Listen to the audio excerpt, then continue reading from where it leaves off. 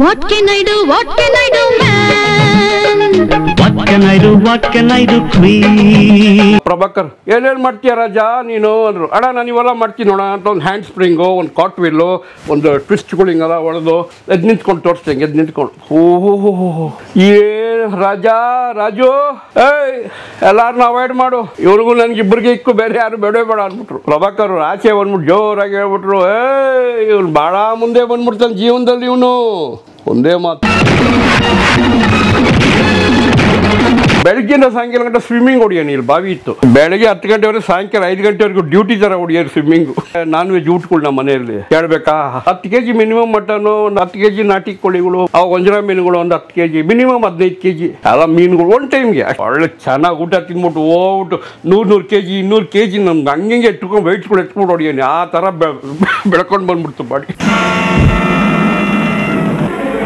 ಅಲ್ಲಿ ಕಟ್ಟೋದು ದೇವ್ರ ಮನೆ ಅಲ್ವೋ, ನಿನ್ನ ಸಮಾಧಿ ಇಲ್ಲ ಬೋರಣ್ಣವ್ರು ಇಲ್ಲ, ಅವ್ರು ಫೈನಾನ್ಸ್ ಮಾಡ್ಕೊಂಡಿದ್ರು, ಬಹಳ ದೊಡ್ಡ ಫೈನಾನ್ಸರ್, 3 ಕೋಟಿ ರೂಪಾಯಿ ಫೈನಾನ್ಸ್ ಅವ್ರು ಆ ಕಾಲದಲ್ಲಿ. ರಿಯಲ್ ಲೈಫಲ್ಲಿ ಆದ್ರೆ ಇವತ್ತಿಗೆ ಅದೊಂದು 30-40 ಕೋಟಿ ಲೆಕ್ಕ. ಖಂಡಿತ ಸರ್. ಏನೋ ಈ ಫೈನಾನ್ಸ್ ಮಾಡೋರು, ಬಡ್ಡಿ ವ್ಯಾಪಾರ ಮಾಡೋರು, ಈ ಚೀಟಿ ಮನೆ ನಡೆಸೋರು ಕತೆಗಳು ಯಾಕೋ ಸ್ಟಾರ್ಟಿಂಗ್ ತುಂಬಾ ಚೆನ್ನಾಗಿರ್ತಿದ್ದೆ, ಫಿನಿಶಿಂಗ್ಗೆ ಹಂಗೆ ಆಗೋಯ್ತು. ಲಾಸ್ಟ್ ಅವ್ರ ಹಾಸ್ಪಿಟಲ್ ಖರ್ಚಿಗೆ ದುಡ್ಡು ಇರ್ಲಿಲ್ಲ. ಕೈ ತುತ್ತು ಕೊಟ್ಟೋಳೆ I love you my mother India.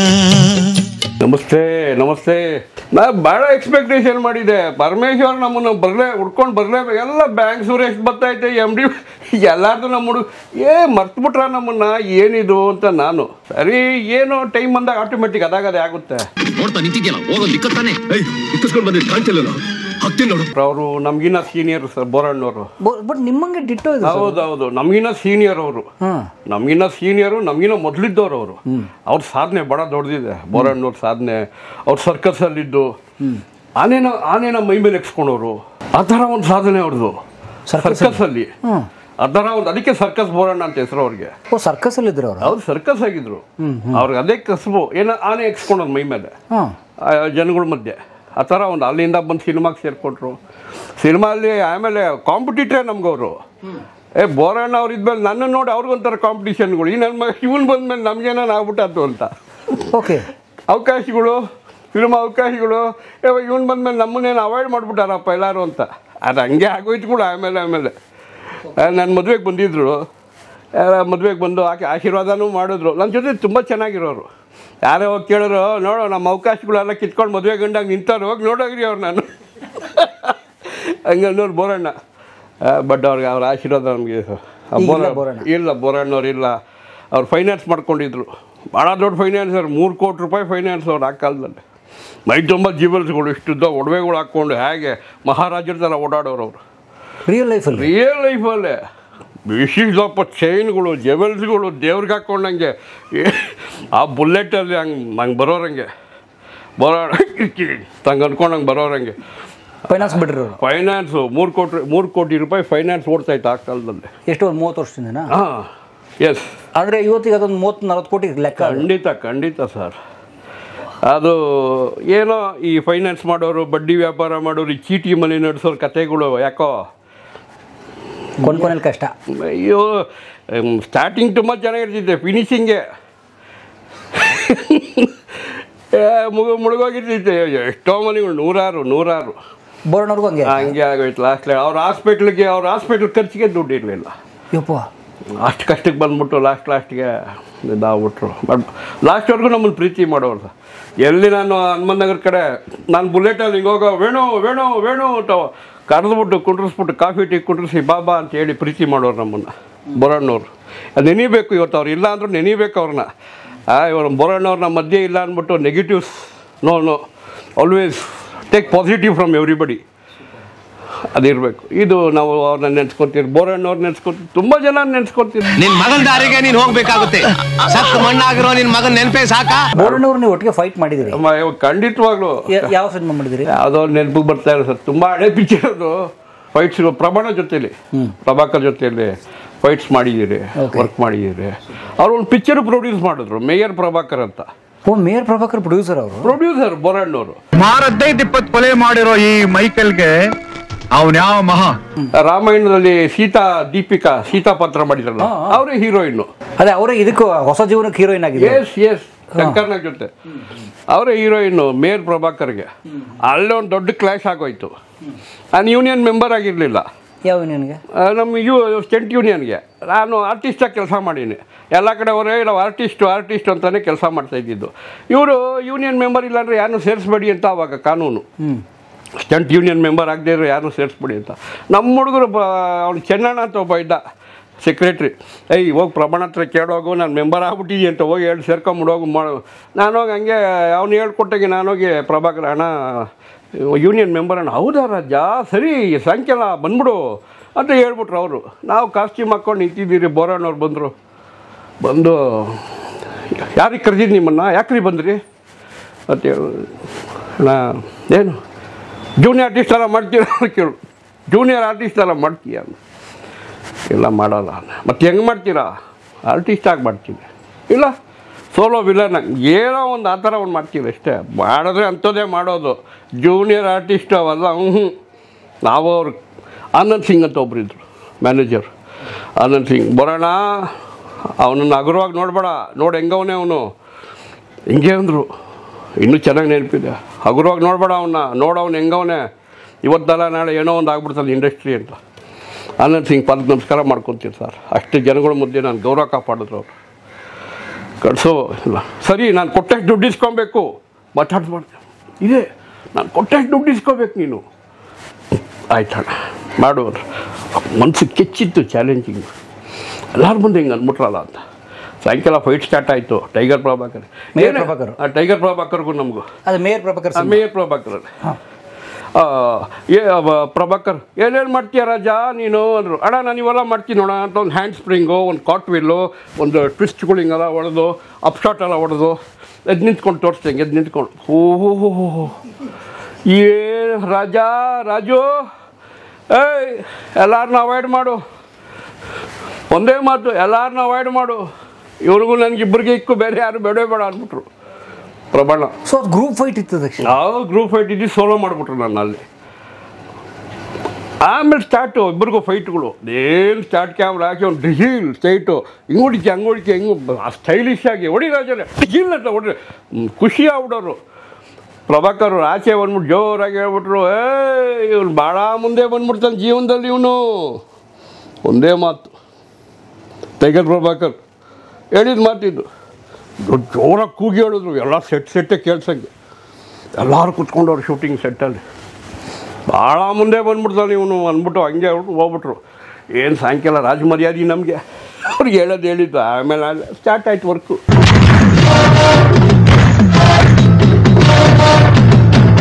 ಅದಕ್ಕೆ ಮೊದಲು ಯಾವ ವರ್ಷ ನೀವು ಹುಟ್ಟಿದ್ದು? ನಾನು 1968. ಎಸ್. ನಮ್ಮ ತಂದೆ ಕೂಲಿ ಕೆಲಸ ಮಾಡಿ, ಗಾರೆ ಕೆಲಸ ಮಾಡಿ, ಬಿಲ್ಡಿಂಗ್ ಕಾಂಟ್ರಾಕ್ಟರ್ ಆದವರು ಅವರು. ಕೂಲಿ ಕೆಲಸದಿಂದ ನಾವು ಚಿಕ್ಕ ಮನೆಗಿದ್ರಿ. ಯಾವ ಮೂಲ? ನಮ್ಮ ತಾಯಿ ಬಂದು ಕುಂಟ್ನಳ್ಳಿ, ಇಲ್ಲಿ ದೊಡ್ಡಬಳ್ಳಾಪುರ ಕುಂಟ್ನಳ್ಳಿ. ನಮ್ಮ ತಂದೆ ಬಂದು ಬಿಕ್ನಳ್ಳಿ. ಅದು ಯಾವುದೋ ಒಂದು ಊರು, ಅದು ಎಲ್ಲೋ ದೂರ ಬರುತ್ತೆ. ಅದು ಗೊತ್ತೇ ಇಲ್ಲ, ನಮಗೂ ಗೊತ್ತಿಲ್ಲ. ಬಿಕ್ನಳ್ಳಿ ಅಂತ ನಮ್ಮ ತಂದೆಯೊಬ್ಬರಿದ್ದರು. ನಾವು ಅವ್ರನ್ನ ಬಿಕ್ನಳ್ಳಿ ತಾತ ಅಂತ ಕರೀರಿ ಅವರು. ಹಾಗೆ ಲೈಫು. ಸೊ ಅಲ್ಲಿಂದ ಬಂದು ಬೆಂಗಳೂರು ಸೆಟ್ಲ್ ಆದವರು? ಹೌದು, ಬೆಂಗಳೂರಲ್ಲಿ ಚಿಕ್ಕ ಬಾಡಿಗೆ ಮನೆಗಿದ್ರು. ಎಲ್ಲಿ? ಇಲ್ಲಿ ಆ ಕಡೆ ರೋಡಲ್ಲಿ ಇದ್ರಿ, ಬೇರೆ ರೋಡಲ್ಲಿ ನಾವು ಚಿಕ್ಕ ಮನೆಗಿದ್ರಿ. ಒಟ್ಟಿಗೆ ಇದೇ ಏರಿಯಾ, ಚಿಕ್ಕ ಮನೇಲಿ ಇಷ್ಟೇ ಇದ್ದಿದ್ದು ನಾವು. 6 ಜನ ಮಕ್ಕಳು, ತಾಯಿ ತಂದೆ ಎಲ್ಲ ಒಟ್ಟಿಗೆ ಮಲ್ಕೊತಾ ಇದ್ರಿ. ಹೀಗೆ ಒಂದು ಭಾಳ ಬಡತನದ ಕುಟುಂಬ ಅಂದ್ಕೊಳ್ಳಿ. ಭಾಳ ಕಷ್ಟದ ದಿನಗಳು. ಆವಾಗ ಚಿಕ್ಕ ಮಗು ನಾನು 3 ವರ್ಷ ಮಗು. ಚಿಕ್ಕ ನಾಯಿ ಮರಿ ಇಟ್ಕೊಂಡು ಆಟ ಆಡ್ಸ್ಕೊಂಡಿರೇ ನಾನು. ನನಗೆ ಚಿಕ್ಕ ನಾಯಿ ಮರಿಗಳು ಭಾಳ ಇಷ್ಟ. ಆಟ ಆಡ್ಸ್ಕೊಂಡು ಆ ಥರ ಒಂದು ಸಣ್ಣ ತುಂಬ ಪೂರ್ ಫ್ಯಾಮಿಲಿ ನಮ್ಮದು. ಹಾಗೆ ನಮ್ಮ ತಂದೆ ತಿರುಪತಿ ವೆಂಕಟೇಶ್ವರ ಸ್ವಾಮಿ ಅಭಿಷೇಕಗಳು ಮಾಡೋರು. ಶುಕ್ರವಾರ ಅಲ್ಲಿ ಹೋಗೋರು ತಿರುಪತಿಗೆ. ಅಲ್ಲಿಂದ ಸ್ವಲ್ಪ ನಮ್ಮ ತಾಯಿ ದೇವ್ರ ಮುಂದೆ ಕಣ್ಣಂಗೆ ನೀರು ಹಾಕೋರು. ಭಗವಂತ ನಮ್ಮ ದಯೆ ತೋರಿಸು ಸ್ವಾಮಿ, ರಕ್ಷಣೆ ಮಾಡಪ್ಪ ನಮ್ಗೆ. ಅಲ್ಲಿ ನಮ್ಮ ತಾಯಿ ಆಶೀರ್ವಾದದಿಂದ ಅಲ್ಲಿಂದ ಬರ್ತಾಯಿದ್ದಾಗ ನಮ್ಮ ತಂದೆಗೆ ಕಾಂಟ್ರಾಕ್ಟ್ ಕೆಲಸಗಳು ಸ್ಟಾರ್ಟ್ ಆಯಿತು. ಯಾವ ಬಿಲ್ಡಿಂಗ್ ಕಾಂಟ್ರಾಕ್ಟರ್ ಆದರೂ ಕೆಲಸದ ಮೇಲೆ ದುಡ್ಡು ಹಂಗೆ ಬರ್ತಾ ಈ ಪ್ರಾಪರ್ಟಿ ತಗೊಂಡ್ರು, ಮನೆ ಕಟ್ಸಿದ್ರು, ಇಲ್ಲಿ ಶಿಫ್ಟ್ ಆದ್ರಿ. ಸೊ ಬೇಸಿಕ್ಲಿ ನೀವು ಶುರು ಮಾಡಿದ ಕೂಲಿ ಕೂಲಿಯವರು ತಿನ್ನೋಕೆ ಊಟನೂ ಇಲ್ಲ ನಮ್ಮ ತಂದೆಗೆ ಆ ಕಾಲದಲ್ಲಿ. 3 ದಿನ ಹೊಟ್ಟೆ ಹಸ್ಕೊಂಡು ಕಳ್ಳೆಬೊಬ್ಬು ತಿನ್ಕೊಂಡು ಜೀವನ ಮಾಡೋರು. ಊಟ ಇಲ್ದಿರ ಬರೀ ಕಳ್ಳೆಬೊಬ್ಬು ತಿನ್ಕೊಂಡು ಜಾಬಲ್ಲಿ ಇಟ್ಕೊಂಡು ಅದರಲ್ಲೇ ಲೈಫ್ ಲೀಡ್ ಮಾಡೋರು ಅವರು. ಆ ಥರ ಒಂದು ಲೈಫ್ ಸ್ಟೈಲ್ ಅವ್ರದ್ದು. ಅವ್ರು ಕಷ್ಟಪಟ್ಟು ಆ ಥರ ಬೆಳೆದು ನಮ್ಮನ್ನು ಮಹಾರಾಜರ ಥರ ಸಾಕಿದ್ರು ಸರ್. ಮಹಾರಾಜರ ಥರ ಸಾಕರು ನಮ್ಮನ್ನು. ಅವ್ರ ಕಷ್ಟ ಇರ್ಬೋದು ನಮ್ಮ ತಾಯಿ ತಂದೆಗೆ, ಬಟ್ ನಮ್ಮನ್ನು ಮಾತ್ರ ಯಾವ ಕಾಲಕ್ಕೂ ಒಂದು ದಿನಕ್ಕೂ ಉಪವಾಸ ಮಾಡಿಲ್ಲ. ಆ ಥರ ಚೆನ್ನಾಗಿ ಸಾಕಿದ್ರು, ಚೆನ್ನಾಗಿ ನಮ್ಮನ್ನು ಬೆಳೆಸಿದ್ರು. ನಮ್ಮ ತಾಯಿ ಆಶೀರ್ವಾದ ಇತ್ತು ನಮ್ಮ ಮೇಲೆ, ಭಾಳ ಆಶೀರ್ವಾದ ಇತ್ತು ನಮ್ಮ ತಾಯಿ ತಂದೆ ಆಶೀರ್ವಾದ. ಅಷ್ಟು ಚೆನ್ನಾಗಿ ಊಟ ಬಟ್ಟೆ ನಮ್ಮನ್ನು ಮಹಾರಾಜರು ಅಷ್ಟು ಚೆನ್ನಾಗಿ ಸಾಕ್ಕೊಂಡು ಬಂದರು. ನೀವು 6 ಜನ ಅಂತ ಬಂದು? 6 ಜನ, 3 ಜನ ಅಣ್ತಂದಿರು, 3 ಜನ ಅಕ್ಕದಿರು, 6 ಜನ ಟೋಟಲಿ ಜಾಯಿಂಟ್ ಫ್ಯಾಮಿಲಿ. ಹೇಗಿತ್ತು ನಿಮ್ಮ ಬಾಲ್ಯ ಎಲ್ಲ? ಅಯ್ಯೋ ತುಂಬ ಚೆನ್ನಾಗಿತ್ತು. ಬೆಳಗ್ಗಿಂದ ಸಾಯಂಕಾಲ ಗಂಟೆ ಸ್ವಿಮ್ಮಿಂಗ್ ಹೊಡಿಯೋಣ, ಇಲ್ಲಿ ಬಾವಿ ಇತ್ತು. ಬೆಳಗ್ಗೆ 10 ಗಂಟೆವರೆಗೆ ಸಾಯಂಕಾಲ 5 ಗಂಟೆವರೆಗೂ ಡ್ಯೂಟಿ ಥರ ಹೊಡಿಯೋರು ಸ್ವಿಮ್ಮಿಂಗು. 8 hours ಡ್ಯೂಟಿ ಸ್ವಿಮ್ಮಿಂಗು ಹೊಡಿ ಏನು ನೀರು ಒಳಗಡೆ ಹೋಗ್ಬಿಟ್ರೆ ಎಷ್ಟೋ ಹೊತ್ತಾರೆ ಆಚೆನೆ ಬರ್ತಾ ಇರಲಿಲ್ಲ. ಎಲ್ಲೋ ಇವನು ಕಾಣಿಸ್ತಾ ಇಲ್ಲ ಒಳಗಡೆ ಹೋದವನು ಅಂತ. ಆ ಥರ ಸ್ವಿಮ್ಮರ್ ನಾವು. ಎಷ್ಟೆಷ್ಟು ಹೈಟ್ಗಳಿಂದ ಡೈವ್ಗಳು, ಎಷ್ಟು ತೆಂಗಿನ ಮರ ಹೈಟ್ಗಳಿಂದ ಡೈವ್ಗಳು ಬಾವಿ ಒಳಗಡೆ. ಆ ಚಿಕ್ಕ ವಯಸ್ಸಲ್ಲೇ ನಾವು ಸ್ವಿಮ್ಮಿಂಗ್ ಹೊಡಿಯೋದು ನಾನು ನೋಡೋದಕ್ಕೆ ಜನಗಳು ನಿಂತ್ಕೊಂಡವ್ರಲ್ಲಿ. ಆ ಥರ ಒಂದು ಸ್ವಿಮ್ಮಿಂಗ್. ಹುಡುಗರುಗಳೆಲ್ಲ ಈಗಲೂ ನೆನೆಸ್ಕೊತಾರೆ, ಏನು ಸಾರ್ ನೀವು ಅಯ್ಯೋ ಬೇಕಂತ ಕಾಯಿನ ಹಾಕೋದು ಬಾವಿ ಒಳಗಡೆ, ಎತ್ಕೊಂಬ ನೀನು ಅಂತ.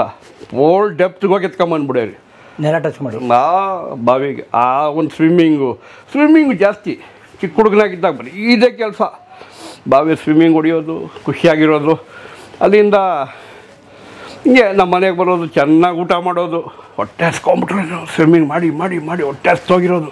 ಬರೋಷ್ಟೊತ್ತಿಗೆ ಊಟ, ಒಳ್ಳೆ ಊಟ ಮನೆಗೆ ರೆಡಿ ಇರೋದು, ತಿನ್ಬಿಟ್ಟು ಆನಂದವಾಗಿ ಖುಷಿಯಾಗಿ ಹುಡುಗರ ಜೊತೆ ತಮಾಷೆ ಮಾಡಿಕೊಂಡು ರೋಡೆಲ್ಲ ಬಾಲ್ಗಳಾಡೋದು. ಯಾವಾಗಲೂ ಬಾಲು ಡಿಕ್ಕಿ ಹೊಡಿಯೋದು, ಆಡೋದು, ಓಡೋದು, ಗೋಲಿಗಳಾಡೋದು, ಬುರಿ ಆಡೋದು. ಯಾವಾಗ ನೋಡ್ರು ಆಟ ಆಟ ಆಟ, ಬಾಲ್ಗಳಾಡೋದು. ಯಾವಾಗಾರ ನೋಡಿ ಮನೆ ಒಳಗೆ ಬರ್ತಾ ಇರಲಿಲ್ಲ ನಾವು. ಆಲ್ವೇಸ್ ರೋಡಲ್ಲೇ ಇರೀ. ಬೈಯೋರು ಬರೋದೇ ಇಲ್ಲ ಮನೆಗೆ. ನನ್ನ ಮಗನ ಕರಿಯ, ನನ್ನ ಮಗನ ಎಳ್ಕೊಂಬ ಇಲ್ಲ ಅವನದು ಕರ್ಸೋರು ನಮ್ಮನ್ನು. ಬೈಯೋರು ನನ್ನ ಅಂತಂದೆ, ಹಂಗೆ ಬೈತಾ ಇದ್ದೀವಿ ಲೋಫರ್ ನನ್ನ ಮಗನ ಎಲ್ಲ ಕರಿಯ ನನ್ನ ಮಗನ ಇದೆ ಅಂತ ಭಾಳ ಬೈಯೋಸಿದ್ದಾವ. ನಮ್ಮ ತಾಯಿ ತಂದೆ ಬೈದಲ್ಲೇ ಬದುಕಿದ್ವಿ ನಾವು. ನಮ್ಮ ತಾತನೂ ಹೊಡಿಯೋರು ನಮ್ಮನ್ನು, ನಮ್ಮ ತಂದೆನೂ ಹೊಡಿಯೋರು, ನಮ್ಮಮ್ಮನೂ ಒಂದು ದೊಣ್ಣೆ ಹಿಡ್ಕೊಂಡು ಕುತ್ಕೊಳೋರು ಹೊಡಿಯೋದಕ್ಕೆ. ನಾವೊಂಥರ ಭಯ ಭಕ್ತಿಯಿಂದ. ಆಮೇಲೆ ಊಟದ ಟೈಮಲ್ಲಂತೂ ನಮ್ಮ ಹಿಂಗೆ ತಲೆ ಕೆಳಗಡೆ ಹಿಂಗೆ ಹಾಕ್ಬಿಟ್ರೆ ತಲೆ ಇದ್ದಂಗಿಲ್ಲ ಊಟ ಮುಗಿಯೋವರೆಗೂ. ರೂಲ್ಸು, ಭಯ, ಏನು ಕೇಳೋಂಗಿಲ್ಲ. ಊಟ ಅದಬೇಕು ಇರಬೇಕು ಅನ್ನೋಂಗಿಲ್ಲ. ಅವ್ರಿಗೆ ಏನು ಕೊಡ್ತಾರೆ ಅದೇ ಊಟ. ತಲೆ ಬಗಸ್ಕೊಂಡು ಹಿಂಗೆ ತಿನ್ನಬೇಕು. ಊಟ ಮುಗಿದ ಮೇಲೆ ಹಿಂಗೆ ತಲೆ ಎತ್ತಲು ಫಿನಿಶ್ ಆದಮೇಲೆ. ಆ ಥರ ಒಂದು ಆ ಕಾಲ ತುಂಬ ಸುಂದರವಾದ ಕಾಲ ಸರ್. ಇವಾಗೆಲ್ಲ ಒಬಿಡಿಯಂಟೇ ಇಲ್ಲ ಮಕ್ಕಳುಗಳು. ಹೇಳಿದ ಮಾತು ಕೇಳಲ್ಲ. ಅವ್ರ ಅಪ್ಪ ಅಮ್ಮದಿಲ್ಲ ಆಗ್ಬಿಟ್ಟು ನಾವು ಮಕ್ಕಳು ಥರ ಆಗೋಗ್ಬಿಟ್ಟಿದ್ದೀವಿ. ನಿಮ್ಗೆ 6 ಜನ ಇದ್ರಿ, ಅವ್ರು ನಿಮ್ಗೆ ಒಬ್ಬೊಬ್ಬರೇ ಇದೆ. ಬಟ್ ಆ ನಮ್ಮ ಅವ್ರ ಆ ಕಾಲ ಬಂಗಾರ, ಗೋಲ್ಡ್ ಸರ್, ಗೋಲ್ಡನ್ ಏಜ್, ಸಂತೋಷವಾದ ಕಾಲ. ಜನಸಂಖ್ಯೆ ಕಡಿಮೆ ಇದ್ದರು. ಮಟನ್ ರೇಟ್ ಬರೀ 8 ರೂಪಾಯಿ 10 ರೂಪಾಯಿ kg ಅಷ್ಟೇ. ಮಟನ್ ಅಷ್ಟೇ. ಯಾವ ಕುರಿ ಮಾಂಸ? ಹೌದು, 8 ರೂಪಾಯಿ kg, 10 ರೂಪಾಯಿ kg. ಯಾವಾಗ ಈಗ 800 ರೂಪಾಯಿ ಸರ್. ಹೌದು, ಅಪ್ಪೋ ತಗೊಳಕ್ಕೆ ಆಗಲ್ಲ. 8 ರೂಪಾಯಿ 10 ರೂಪಾಯಿ. ನಾನೇ ಓಡೋಗಿ ಶಿವಾಜಿ ತಗೊಂಡ್ಬಂದಿನಿ. ಆಮೇಲೆ 2 ರೂಪಾಯಿ ಜಾಸ್ತಿ ಮಾಡ್ರು. 10 ರೂಪಾಯಿ 12, 14, 16, 18, 20 ಹಿಂಗೆ ರೈಸ್ ಆಗ್ತಾ ಬಂತದ್ದು ಮಟನ್ ರೇಟ್ಗಳು. ಓಡೋಗಿ ಶಿವಾಜಿ ತಗೊಂಬರೀರಿ. ಶಿವಾಜಿಗೂ ರನ್ನಿಂಗ್ ನೀವು ಫುಲ್ಲು ದೊಡ್ಡ ಮಾರ್ಕೆಟ್ ಬ್ಯಾಗ್ ಎತ್ಕೊಳ್ಳೋದು, ಹೋಗೋದು. ನನ್ನೇ ಕರ್ಕೊಂಡು ಹೋಗ್ತಾ ಇದ್ದಿದ್ದು. ನಾಟಿ ಕೋಳಿಗಳು, ಮಟನ್ಗಳು. 50 ಜನ ಇದ್ರಲ್ಲ ಮನೆಯಲ್ಲಿ. ತಂದ್ರೆ ಒಂದು 10 kg ತರಬೇಕು ಖಂಡಿತವಾಗ್ಲು. 10 kg ಮಿನಿಮಮ್ ಮಟನ್ನು, ಒಂದು 10 kg ನಾಟಿ ಕೋಳಿಗಳು, ವಂಜರ ಮೀನುಗಳು. ಅವು ವಂಜರ ಮೀನುಗಳು ಒಂದು 10 kg, ಮಿನಿಮಮ್ 15 kg ಎಲ್ಲ ಮೀನುಗಳು ಒಂದು ಟೈಮ್ಗೆ ಅಷ್ಟಾಗೋದು ನಮ್ಮ ಮನೆಗೆ. ಅಲ್ಲ ಅನ್ನದಾನ, ನಮ್ಮ ತಾಯಿ ತಂದೆ ಅನ್ನದಾನ ಮಾಡಿದ್ರು ಸರ್. ಆ ಆಶೀರ್ವಾದ ಏನೋ ಇದೆ ನಮ್ಮ ಮೇಲೆ. ಆನಂದವಾಗಿ ಊಟ ಮಾಡೋರು, ನಗ್ನಗ್ತಾ ಇರೋರು, ಖುಷಿಯಾಗಿ ಮಾತಾಡ್ಸ್ಕೊಂಡ್ರೋರು ನಮ್ಮ ತಾತ, ನಮ್ಮ ಅಮ್ಮಣ್ಣಿ. ಅವರ ಆಶೀರ್ವಾದಗಳಿದೆ. ಕೊಟ್ಟು ಅದು ಯಾವುದೋ ಪಿಕ್ಚರ್ ಒಂದು ಡೈಲಾಗ್ ಹೊಡಿತಾರೆ, ಅನ್ನ ಹಾಕಿದ ಮನೆ ಹಾಳಾಗಕ್ಕಿಲ್ಲ, ಗೊಬ್ಬರ ಹಾಕಿದ ಹೊಲ ಹಾಳಾಗಕ್ಕಿಲ್ಲ ಅಂತ ಏನೋ ಒಂದು ಗಾದೆ ಇದೆ ಬಂಗಾರದ ಮನುಷ್ಯ ಅಲ್ಲಿ. ಅನ್ನ ಹಾಕಿದ ಮನೆ ಹಾಳಾಗಕ್ಕಿಲ್ಲ, ಗೊಬ್ಬರ ಹಾಕಿದ ಹೊಲ ಯಾವತ್ತಿಗೂ ಹಾಳಾಗಲ್ಲ ಅಂತ. ಆ ಥರ ನಮ್ಮ ಮನೆ ಅನ್ನ ಹಾಕಿದ ಮನೆ. ಅನ್ನಪೂರ್ಣೇಶ್ವರಿ 100 ಜನ ಊಟ ಮಾಡಿರೋ ಮನೆ. ಆಶೀರ್ವಾದಗಳಿದೆ. ಆಮೇಲೆ ಸಾಧು ಸತ್ಪುರುಷರುಗಳು ರೋಡಲ್ಲಿ ಹೋಗೋರು ಬರೋರಿಗೆಲ್ಲ ಕರೆಸಿ ಅವನ್ನ ದೇವರಾಡಿ ಹೇಳ್ಸೋದು, ಹೊಟ್ಟೆ ತುಂಬ ಊಟ ಹಾಕೋದು. ಇದೇ ಕೆಲಸ ಅವ್ರದ್ದು. ಯಾರೇ ಸಾಧುಗಳು ಬರಲಿ, ದೇವರಾಡಿ ಹೇಳಪ್ಪ, ಅವನು ರಾಮ ಗೋವಿಂದ ನಾರಾಯಣ ಅಂತ ಆಡ್ಕೊಂಡು ಕುತ್ಕೊಂಡು ನಟ್ಟಿಯಲ್ಲೇ ಕುತ್ಕೊಂಡ್ಮೇಲೆ ಎಲ್ಲ ಹಾಡು ಹೇಳಿದ್ಮೇಲೆ ಹೊಟ್ಟೆ ತುಂಬ ಊಟ ಅವನಿಗೆ ಇಕ್ಬಿಟ್ಟು ಕೆಲವು ಕಾಲ ನಮಸ್ಕಾರ ಮಾಡ್ಕೊಡೋರು, ಯಾರು ಸಾಧು ಬಂದವ್ರೆ ಅಂತೇಳಿ. ಆ ಕಾಲ ಅಂತ ಕಾಲ ಸರ್. ಇವಾಗ ಸಾಧುಗಳು ನೋಡ್ರೆ ಭಯ ಬೀಳ್ತಾರೆ. ಯಾವ ಸಾಧು ಗೆಟಪ್ಪಲ್ಲಿ ಯಾರು ನೋಡ್ರೆ ಭಯ ಬೀಳ್ತಾರೆ ಇವಾಗ. ಕಳ್ಳನ ಮಗನ ಇದ್ದಂಗೆ ಅವನಪ್ಪ ಇವನು ಅಂತ. ಆ ಕಾವ್ಯ ಅಂತ ರೆಸ್ಪೆಕ್ಟ್ ಇತ್ತು ಆ ಕಾಲದಲ್ಲಿ. ಸಾಧು ಸತ್ಪುರುಷಂದ್ರೆ ಎಲ್ಲ ರೋಡಾಗ ಹೋಗ್ತಾರೋ ಗೌರವ ಇರೋದು. ಯಾರ್ಯಾರು ಸಾಧು ಬರ್ತಾರೋ ನಮಸ್ಕಾರ ಮಾಡ್ಕೊಳ್ಳೋ ಅನ್ನೋರು ನಮ್ಮ ತಂದೆ. ಆ ಸಾಧು ದರ್ಶನಂ ಪಾಪ ವಿಮೋಚನಂ ಅನ್ನೋರು, ಹಂಗನ್ನೋರು. ಸಾಧು ದರ್ಶನಂ ಪಾಪ ವಿಮೋಚನಂ. ನಮಸ್ಕಾರ ಮಾಡ್ಕೊಳ್ಳೋ, ಯಾರೋ ಸಾಧು ಬರ್ತಾವ್ರೆ ಹಂಗನ್ನೋರು. ನಮಗೆ ಒಂಥರ ಆ ಒಂದು ಕಾಲ. ಇವಾಗ ಯಾರೇ ಕಾವ್ಯ ಹಾಕ್ಕೊಂಡಿರೋ ಮನಸ್ಸಿಗೆ ಅನುಮಾನಗಳು. ಯಾವ ಹೆಂಗಪ್ಪ ಇದು ಅವನು ಸಿಪಾಯಿ ಆ ಥರ ನಂಬಿಕೆನೇ ಇಲ್ಲ ಸರ್. ಈಗ ನಂಬಿಕೆನೇ ಇಲ್ಲ, ಅವನು ಇದಿಲ್ಲ. ನಾವು ನೋಡ್ದಂಗೆ ಸಾಧುಗಳು ದಾಡಿಗಳು ಬಿಟ್ಕೊಂಡು, ಬಿಳಿ ದಾಡಿಗಳು ಬಿಟ್ಕೊಂಡು, ಕೂದಲುಗಳು ಕಟ್ಕೊಂಡು ಸಾಧುಗಳು ಹೆಂಗೆ ಬರೋರು. ನೈಟೆಲ್ಲ ನಮ್ಮ ಮನೆಗೆ ದೇವ್ರ ಪೂಜೆ ಮಾಡಿಕೊಂಡು ಆನಂದವಾಗಿ ದೇವ್ರ ಜನ ಮಾಡಿಕೊಂಡು ಹಂಗಿರೋ ಏನೋ ಒಂದು ಪಾಸಿಟಿವ್ ವೈಬ್ರೇಷನ್ ಆನಂದ ಇರೋದು, ಸಂತೋಷವಾಗಿರೋದು. ಆ ಕಾಲ ಹಂಗಿತ್ತು ಸರ್. ಅಂಥ ಕಾಲದಲ್ಲಿ ನಾವು ಬೆಳೆದಿರೋರು. ಇವಾಗಿನ್ನು ಅದೃಷ್ಟವಂತರಲ್ಲ ಈ ಕಾಲದವರು. ಜಾಯಿಂಟ್ ಫ್ಯಾಮಿಲಿ ಇಲ್ಲ, ಈ ಸಂತೋಷ ಇಲ್ಲ, ಎಲ್ಲ ಸಾಧು ಸತ್ಪುರುಷರ ಗಂಧವೇ ಇಲ್ಲ. ಆ ದೇವಸ್ಥಾನದಲ್ಲಿ ಕೇರೆ ಮಾಡಲ್ಲ ಅವರು. ಈ ಕಾಲದ ಇವಾಗಿರೋ ಜನ್ರೇಷನ್ಸು ಯಾವಾಗಲೂ ಮೊಬೈಲ್ ಇಟ್ಕೊಂಡಿರ್ತಾರೆ. ಏನು ಹೇಳೋರು ಅಪನಂಬಿಕೆ, ದಿನ ಬೆಳಗ್ಗೆ ನಮಸ್ಕಾರ, ದೇವ್ರ ಮಗ ನಮಸ್ಕಾರ ಮಾಡೋ ಸುಮ್ಮನೆ ಒಂಥರ ನಂಬಿಕೆನೇ ಇಲ್ಲ ಈ ಕಾಲದವ್ರಿಗೆ. ಭಾಳ ಕಷ್ಟ ಇದೆ. ಭಾಳ ಇನ್ನು ಫ್ಯೂಚರ್ ಜನ್ರೇಷನ್ಸ್ ಇವಾಗಲ್ಲ ಇನ್ನು ಭಾಳ ಮಷಿನ್ ಥರ ಆಗ್ಬಿಡ್ತಾರೆ. ಹೋಯ್ತು. ಆಮೇಲೆ ಚೈಲ್ಡ್ಹುಡ್ ಹಂಗೆ ಸಂತೋಷವಾದ ಕಾಲ ಅಂದರೆ ಅಷ್ಟು ಸಂತೋಷ ಪಟ್ಟಿದ್ದೀರಿ. ಹೇಗಿತ್ತು ಅವಾಗ ಏರಿಯಾ? ಏನಿಲ್ಲ, ಫಸ್ಟ್ ಏರಿಯಾಗೆ ಬಿಲ್ಡಿಂಗ್ ಕಟ್ಟಿದವ್ರೆ ನಾವೇನೆ. ಬರೀ ಹೆಂಚಿನ ಮನೆಗಳು ಟೋಟ್ಲಿ ಏರಿಯಾ ಇದು. ಎಲ್ಲ ಹೊಲಗಳಿತ್ತು. ಈ ಕಡೆ ದ್ರಾಕ್ಷಿ ತೋಟ, ಈ ಕಡೆ ಒಂದು ಬೇರೆ ಮರಗಳು, ತೋಟಗಳು, ಎಲ್ಲ ತೋಟಗಳು ಫ್ರೀಯಾಗಿ ಮೈದಾನದಲ್ಲಿ ಓಡ್ಯಾರ. ನಾವು ಆಟ ಆಡ್ಯಾರಿ. ಈ ಕಡೆಯಿಂದ ಆ ಕಡೆ ಓಡೋದು, ಆ ಕಡೆಯಿಂದ ಈ ಕಡೆ ಓಡೋದು, ಎಲ್ಲ ಮೈದಾನಗಳು. ಏನಿಲ್ಲ, ಈ ಅಕ್ಕಪಕ್ಕದ ಪ್ರಾಪರ್ಟಿಗಳು ಅಲ್ಲಿ ಟೋಟ್ಲಿ ಮೈದಾನ, ಟೋಟ್ಲಿ ಗ್ರೌಂಡು. ಬರೀ ಬಾವಿಗಳಿದ್ವು, ಅಲ್ಲಲ್ಲೇ ಬಾವಿಗಳಿದ್ವು. ತೋಟ ಇರೋದು, ಬಾವಿ ಇರೋದು. ಫಸ್ಟ್ ಕ್ಲಾಸ್ ಲೈಫ್ ಸ್ಟೈಲು, ಹೆಂಗೆ ಆನಂದವಾಗಿರೋದು. ಆಮೇಲೆ ಒಳ್ಳೆ ಜನಗಳು ಆ ಕಾಲದಲ್ಲಿ. ಎಲ್ಲೋದ್ರೂ ಪ್ರೀತಿನ ಎಲ್ಲರೂ ಮಾತಾಡ್ಸೋರು. ಏನೋ ಆ ಪ್ರೀತಿ ಇವತ್ತು ಕಾಣಿಸ್ತಾ ಇಲ್ಲ ಎಲ್ಲೋ ಹೊಸ ಜನ್ರೇಷನಲ್ಲಿ. ಎಲ್ಲ ಬರೀ ವ್ಯಾಪಾರಮಯ ಆಗ್ಬಿಟ್ಟೈತಿ ಇವಾಗ, ಬರೀ ಬಿಸ್ನೆಸ್ ಮೈಂಡು. ಅವಾಗೆಲ್ಲ ಪ್ರೀತಿ ಇತ್ತು ಸರ್. ಎಲ್ಲ ನಿಮ್ಮ ಅಪ್ಪನ ಬರಲಿಲ್ಲ, ಕಾಣಿಸ್ಲಿಲ್ಲ, ಇಲ್ಲ ಅವನ ಪ್ರೀತಿ. ನಮ್ಮವರಲ್ಲ, ನಮ್ಮೂರು ಜನಗಳು ಅವನ ಪ್ರೀತಿನ ಮಾತಾಡ್ಸೋರು. ಒಂಥರ ಭಾಳ ಒಂದು ಬಾಂಧವ್ಯ ಇತ್ತು ಆ ಒಂದು ಜನ್ರೇಷನ್ಸು. ಅಂಥ ಕಾಲದಲ್ಲಿ ನಾವು ಆಟಗಳು ಆಡ್ಕೊಂಡು ಸಂತೋಷ, ಬಾವಿ ಜೋಡ್ಕೊಂಡು, ಬಾಲುಗಳು ಆಡ್ಕೊಂಡು, ಬುಗುರಿ ಆಡ್ಕೊಂಡು, ಗೋಲಿಗಳು ಆಡ್ಕೊಂಡು, ತರಲೆಗಳು ಬಿದ್ದುಕೊಂಡು, ಏನು ಆನಂದವಾಗಿ ಲೈಫ್ ಸ್ಟೈಲು. ಹಂಗೆ ದೊಡ್ಡವರಾದ ಮೇಲೆ ಸ್ವಲ್ಪ ನಮ್ಮ ಸ್ಕೂಲು ಕೇಂದ್ರ ವಿದ್ಯಾಲಯ MEGN ಸೆಂಟರ್ ಓದಿದ್ದು. ಕೇಂದ್ರ ವಿದ್ಯಾಲಯ MEGN ಸೆಂಟರ್ ಮಿಲಿಟ್ರಿ ಸ್ಕೂಲು. ಅದೇ ಮದ್ರಾಸ್ ಇಂಜಿನಿಯರಿಂಗ್ ಗ್ರೂಪ್. ಹೌದು, ಮೆಡ್ರಾಸ್ ಇಂಜಿನಿಯರಿಂಗ್ ಗ್ರೂಪ್. ಅದೇ ಸ್ಕೂಲಾಗಿ ಓದಿದ್ದು ನಾನು. ಕಾನ್ವೆಂಟು. ನಮ್ಮ ತಂದೆಗೆ ಪ್ರಿನ್ಸಿಪಲ್ಲು ಫ್ರೆಂಡು. ದಿನ ಸ್ವಲ್ಪ ತಗೊಳ್ಳೋರು. ಹಂಗಾಗಿ ಅವರು ನಿಮ್ಮ ಮಗನ ನಮ್ಮ ಸ್ಕೂಲ್ಗೆ ಹಾಕ್ಬಿಡು, ನಾನು ಸೀಟ್ ಕೊಡಿಸ್ತೀನಿ, ಗಾರ್ಡಿಯನ್ ಅಂತ ಹೇಳಿ ಹಾಕ್ಸ್ಬಿಟ್ಟು ಕೊಡ್ತೀನಿ ನಾನು ನಿನಗೆ ಸೀಟು ನಿಮ್ಮ ಮಗನಿಗೆ ಅಂತ ನನಗೂ ನಮ್ಮ ಅಣ್ಣನಿಗೂ ಆ ಸ್ಕೂಲಲ್ಲಿ ಹಾಕಿದ್ರು. ಸೀಟ್ ಫಿಕ್ಸು ಸೆಂಟ್ರಲ್ ಸ್ಕೂಲಲ್ಲಿ ಫಿಕ್ಸು.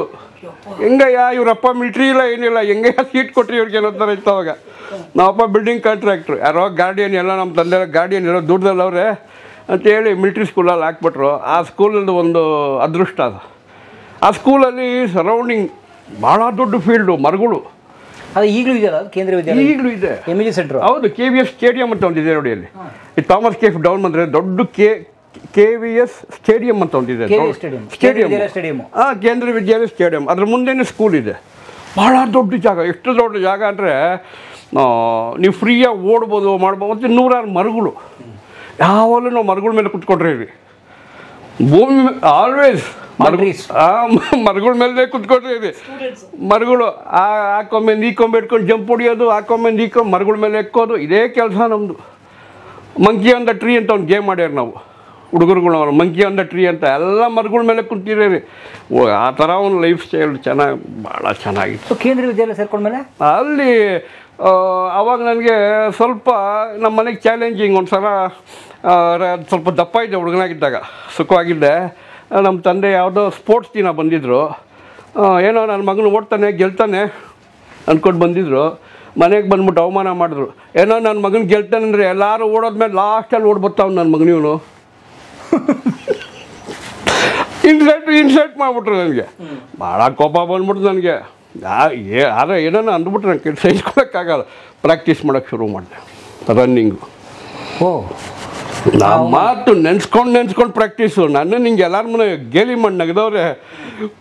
ಓಡು ಓಡು ಓಡು ಓಡು ಓಡು practice practice practice practice practice ಹಂಗಾಯ್ತು. ಪ್ರಾಕ್ಟೀಸ್ ಸ್ಟಾರ್ಟ್ ಆಯಿತು. 5ನೇ ಕ್ಲಾಸಲ್ಲಿ ಸ್ವಲ್ಪ ಒಂದು 3 ಥರ್ಡ್ ಪ್ಲೇಸ್, ಒಂದು ಹೈ ಜಂಪಲ್ಲಿ ಥರ್ಡ್ ಪ್ಲೇಸ್. ಆಮೇಲೆ ಕಂಟಿನ್ಯೂ ಇಂಡಿವಿಜುವಲ್ ಚಾಂಪಿಯನ್ ಸ್ಕೂಲ್ಗೆ 3 ವರ್ಷ non stop running, high jump, long jump, shot put, discus, hammer, javelin throw ಎಲ್ಲರಲ್ಲೂ ಫಸ್ಟು. ಆಮೇಲೆ ಸಬ್ ರೀಜನ್ಸ್ ಅಂತ 100 ಸ್ಕೂಲ್ಗಳು ಕಾಂಪೀಟ್ ಮಾಡೋದು, ಅದರಲ್ಲೂ ಚಾಂಪಿಯನ್ನು. ಆ ರೇಂಜ್ಗೆ ರೆಡಿ ಆಗ್ಬಿಟ್ರಿ. ಪ್ರಾಕ್ಟೀಸು, ಸಾಧನೆ, ಪ್ರಾಕ್ಟೀಸು. ನನಗೆ ಯಾರಾದರೂ ಏನಾನ ಅಂದ್ಬಿಟ್ರೆ ನನಗೆ ಸಹಿಸ್ಕೊಳಕ್ಕಾಗಲ್ಲ. ಭಾಳ ಕೆಚ್ಚು ಹಿಂಗೆ ಅಂದವನೇ ನನ್ನ ಮಗನ. ಇವ್ನು ತೋರಿಸ್ಬೇಕು ನಾವೇನು ಅಂತ ಇವ್ರಿಗೆ ಅಂತೇಳಿ ಆ ಥರ ಒಂದು ಮೈಂಡ್ ಕಂಡೀಷನ್ ಅವಾಗ.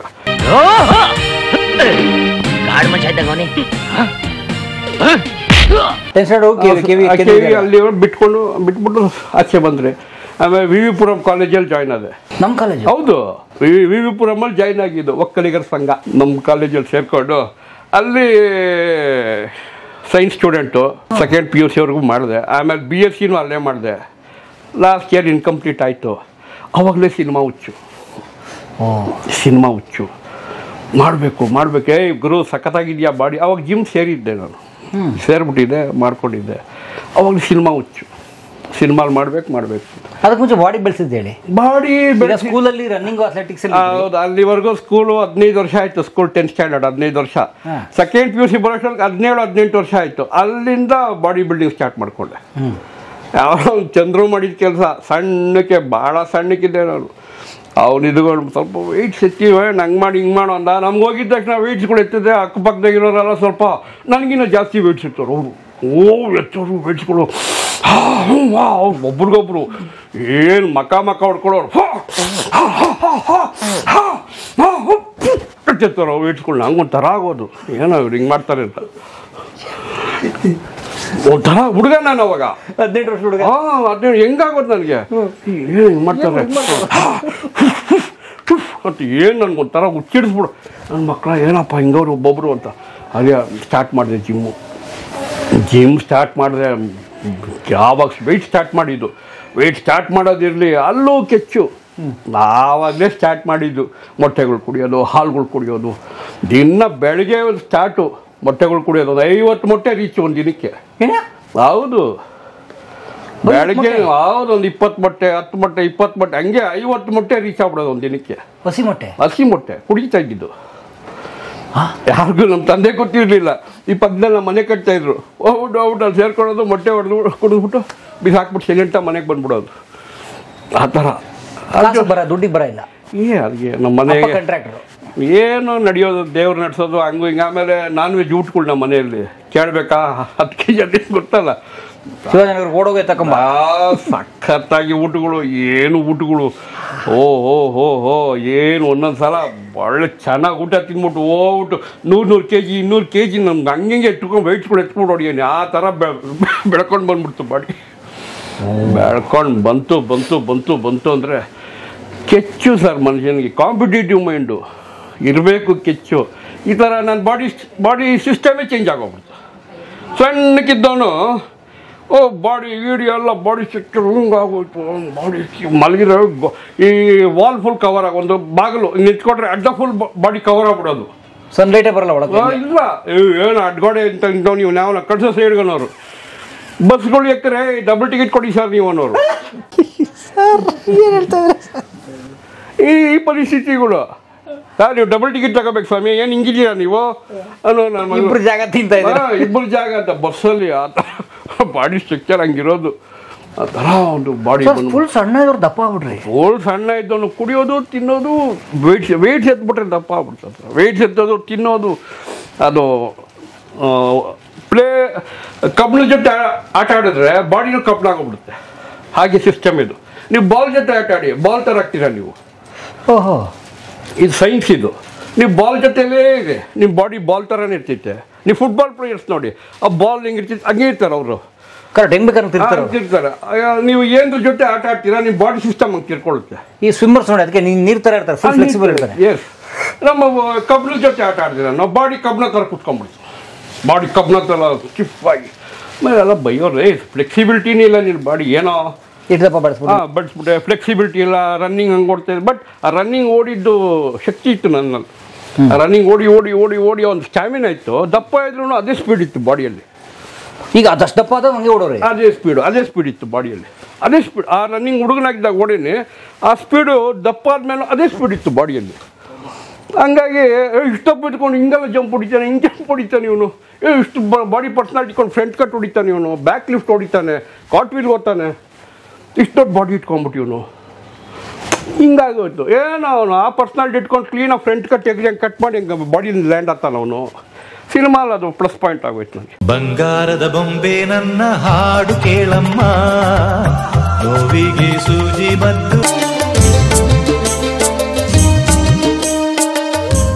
ಕಲಾ ಮಾಧ್ಯಮದ ಎಲ್ಲಾ ಎಪಿಸೋಡುಗಳು ನಿಮಗೆ ಸಿಗಬೇಕು ಅಂತಂದ್ರೆ ಕಲಾ ಮಾಧ್ಯಮ ಯೂಟ್ಯೂಬ್ ಚಾನೆಲ್ನ ಸಬ್ಸ್ಕ್ರೈಬ್ ಮಾಡಿ, ಬೆಲ್ ಐಕಾನ್ನ ಕ್ಲಿಕ್ ಮಾಡಿ, ತಪ್ಪದೇ ಮಾಡಿ. ಈ ವಿಡಿಯೋ ನೋಡಿದ್ದಕ್ಕೆ ನಿಮಗೆ ತುಂಬಾ ಧನ್ಯವಾದಗಳು. ಪುಸ್ತಕಗಳನ್ನ ಓದು ಮನಸ್ಸನ್ನ ಅರಳಿಸುತ್ತೆ, ಬುದ್ಧಿಯನ್ನು ಚುರುಕು ಮಾಡುತ್ತೆ, ಕಾಣದ ಹೊಸ ಲೋಕವನ್ನು ಪರಿಚಯಿಸುತ್ತೆ. ಹಾಗಾಗಿ ಓದುವ ಸಂಸ್ಕೃತಿ ಹೆಚ್ಚಾಗ್ಲಿ. ಧನ್ಯವಾದ.